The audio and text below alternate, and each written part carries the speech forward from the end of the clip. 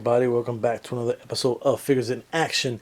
And today we have a partially destroyed two-story diorama that was built specifically for Gears of War, I believe. So let's go through the breakdown of how this came about real quick. So was contacted by a gentleman by the name of Elijah from London, from the UK, and he had hit me up a while back actually and was interested in the dial. He had some ideas, and we lost contact for a bit, or he couldn't do it at the time, and then he finally hit me up when he was ready to go. Kind of gave me an idea of what it is he wanted. I came up with a quick kind of sketch drawing of it, presented to him. He said, cool, let's go, let's do it. So this is one of those cases in my particular experience, one of those rare cases where the client at the end of the build was, I don't want to say he wasn't happy, because he was happy with the build itself, but it wasn't what he had in mind. It wasn't his vision. So once everything was said and done, I showed him kind of the final pictures, and he was like, yo, he looks really good, but that kind of wasn't really what I had, or that wasn't totally what I had in mind. I went back and looked at the sketch, and the sketch was a little bit different, as I had, the bottom part was pretty much the same, but I had windows on that side, or a window on that side, and I had a window on that other side, and then up there I had two of those drawn out instead of just one.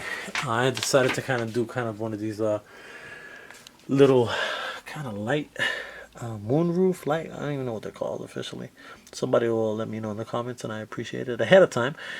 So a couple of things sometimes change when you're building, right? So in this particular case, I realized that it was going to be difficult to get solid lighting in here if you weren't getting it from the front.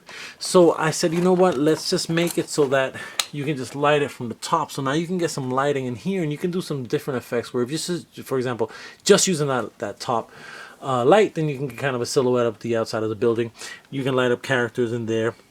So, or excuse me, action figures. So that was kind of my thinking why I went with that. So I kind of, strayed a little bit from the original drawing and kind of came up with this.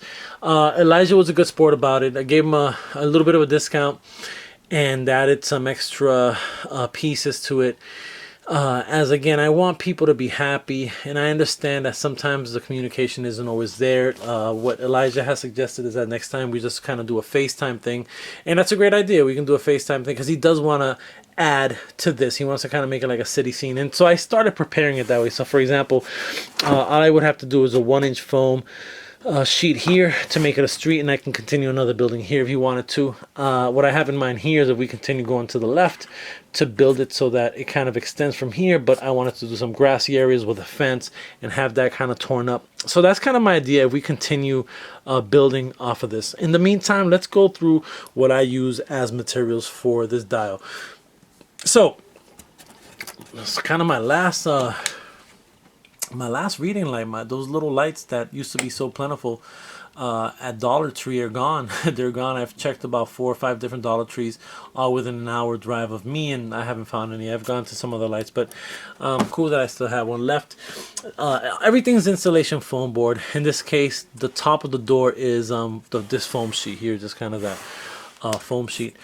The handles are just metal staples and heavy duty staples. The windows here, I don't know what it's called. I got it from a friend of mine had some packaging, and it just kind of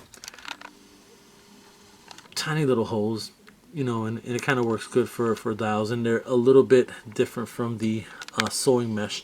So here we have sewing mesh.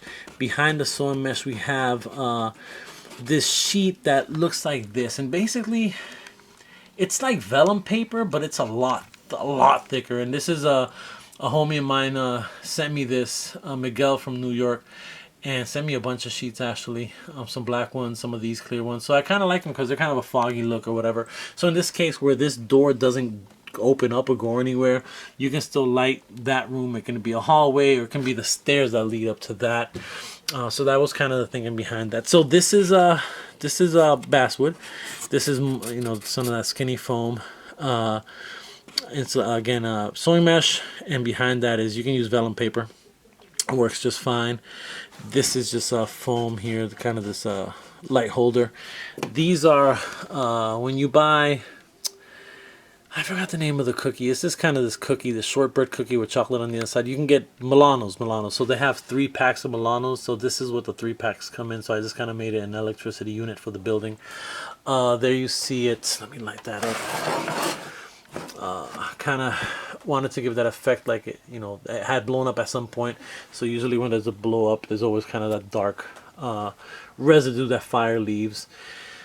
Wanted to make sure that the debris all kind of made sense, and in this case I kind of had these are all permanent pieces, so none of this comes out, and kind of put that in the corner. That helps kind of frame out that room. Same thing there, but I kind of continued that theme, the gray wall with the burgundy on the back.